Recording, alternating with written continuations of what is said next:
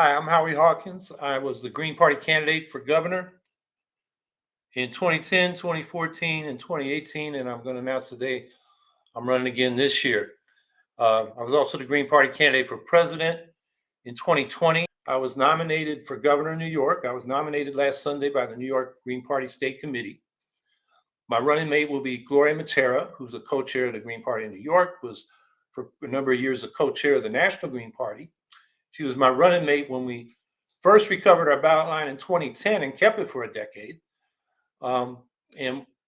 She's tentatively agreed to come on this podcast in 2 weeks on April 23rd. So that should work out if she can confirm her schedule.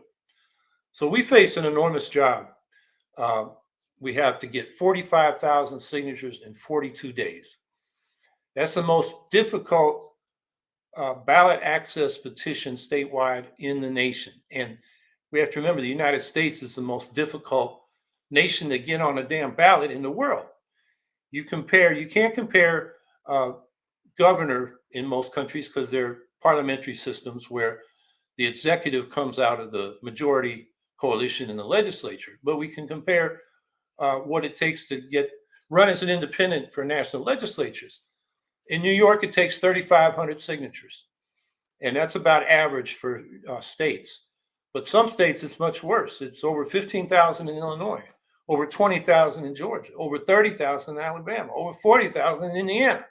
And people wonder why there are more third-party candidates running for the House. Compare that to other countries. You want to run as an independent for the House of Commons in the United Kingdom, 10 signatures.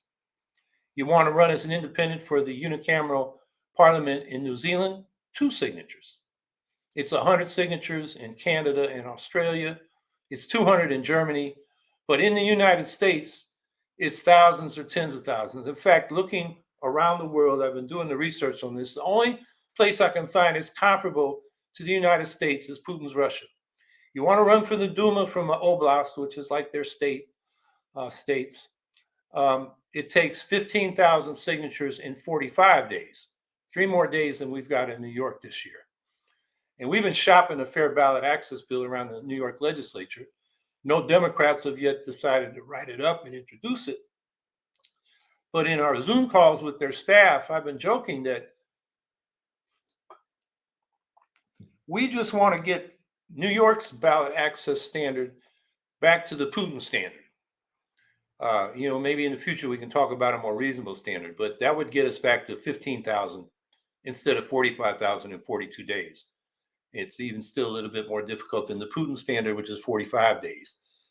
So we face a big job. We need at least $100,000 to help pay for petitioners. We've raised $30,000 so far. So we're serious. Petitioning starts April 19th. It ends May 31st.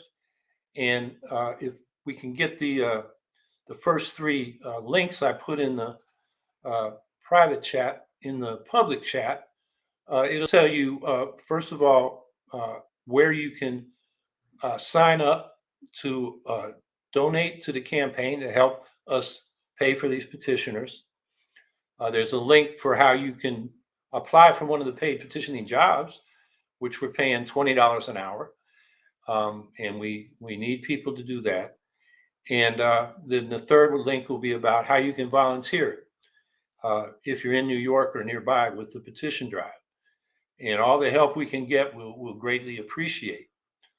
So we have a campaign here in New York where we have a center-right corporate Democrat named Kathy Hochul, who's now the governor. She's raised money as fast, if not faster, than Andrew Cuomo did from the big banks and financial interests and the real estate interests. It's obscene. And the Republican is a Trump-loving extremist named Lee Zeldin, who's in Congress right now and believes in the big lie that Trump won the election. So there's a huge vacuum on the left. And if we can just get on a ballot, which is going to be the hardest part, we're still going to need 150,000 votes or so to secure a ballot line for 2024, which will greatly help whoever the Green candidate is for president in 2024, because it'll just save a lot of money and effort from the ballot access drives that candidate will have to do. So whatever help y'all can provide, we will greatly appreciate it. So this huge vacuum, we're going to fill it, of course, with the Eco-Socialist Green New Deal. We also have a second theme of inclusive democracy.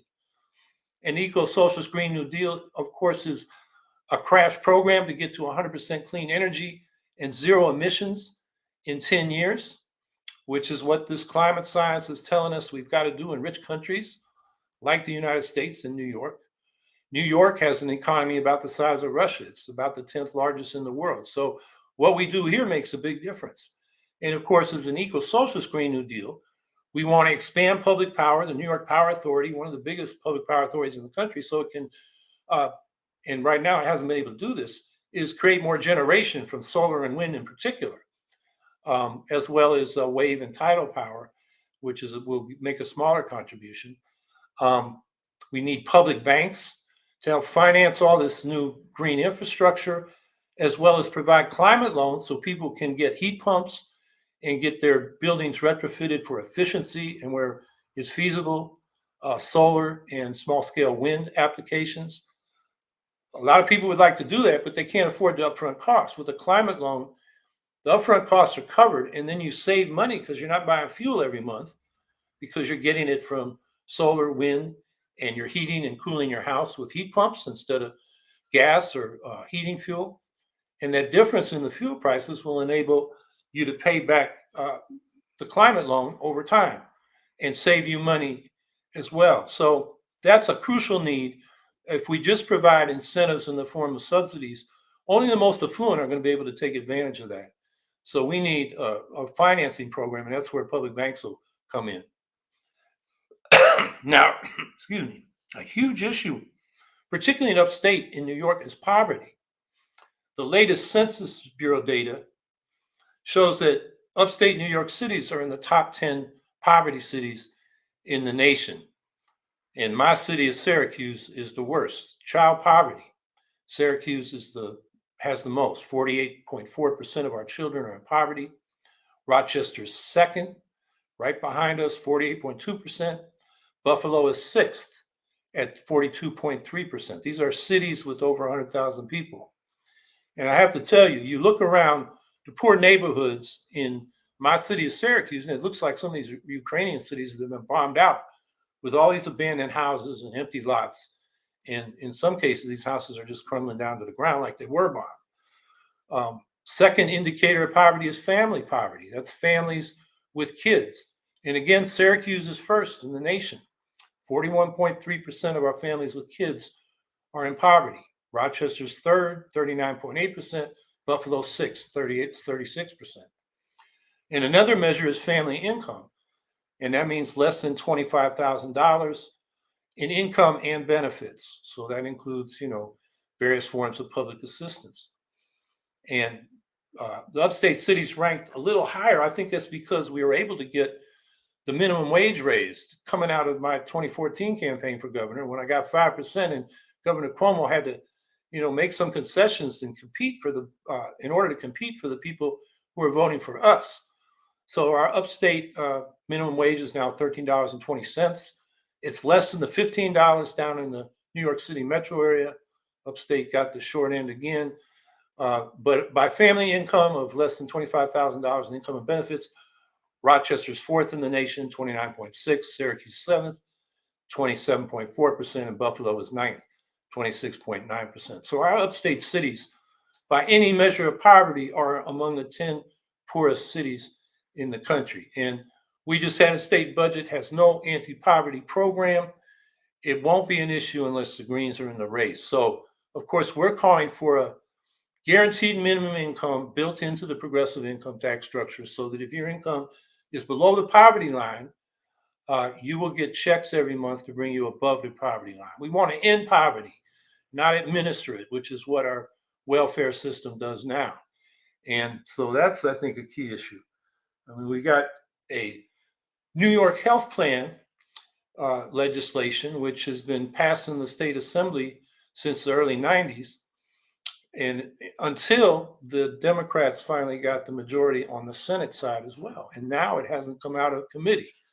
That's why we need a Green Party. The Democrats said we'll get single payer when we get the majority in both chambers. And when they did, they stopped even getting it out of committee. So they haven't had a vote in the legislature. And that's why we need the Green Party.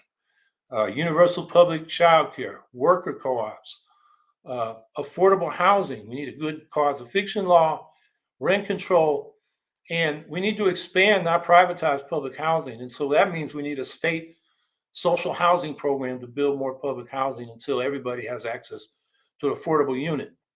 Got big issues on police reform. We want to end qualified immunity and defend the bail reform that we got last year, which has been whittled down in the state budget. And then, of course, progressive tax reform. We have a stock transfer tax that brings in about $15 billion a year, which is immediately rebated to the people on Wall Street. We need more progressive personal and corporate income taxes, a progressive wealth tax, a more progressive estate tax, and a progressive carbon tax with a refund per capita, which will make it progressive because more affluent people have a bigger carbon footprint. And that's our alternative to what's in the state budget, which was elimination of the gas tax to relieve some of the high costs of filling people's cars. But, you know, a lot of us don't have cars. In this neighborhood I'm in Syracuse, a low-income neighborhood, half the people don't have a car. So that's not going to benefit them. The carbon tax and refund would. And then, of course, inclusive democracy. You know, we've got a democracy crisis in this country. The Republicans in 19 states have passed laws to restrict voter access to the ballot and to put the Republicans in charge of election administration so they can steal elections. And of course, the feckless Democrats have not been able to lift the filibuster at the federal level in order to get voting rights and election protection bills passed to preempt what the Republicans are doing in the states. So, you know, this is something the Greens have got to take up and take the lead on. And we want not just to enable voters to get to the ballot, but we want candidates to get access to the ballot. So that means fair ballot access legislation. And then when people vote, they shouldn't be forced to choose the lesser evil because of the spoiler effect. We have an exclusionary voting system based on single member districts, winner take all, which creates that situation where the lesser evil becomes a choice, because especially now with the Republicans, an extremist, anti-democratic, racist party, a lot of centrists and progressive-minded people say, I got to vote for the Democrats, even though I like what the Greens have to say, because we got to stop these Republicans. So that means we're shopping around legislation for ranked choice voting for all statewide offices and proportional representation in the state legislature through ranked choice voting for multi-member districts, which would create proportional representation. So these are programs that won't even be raised if the Greens don't get in this election. So whatever help you can provide, I greatly appreciate it.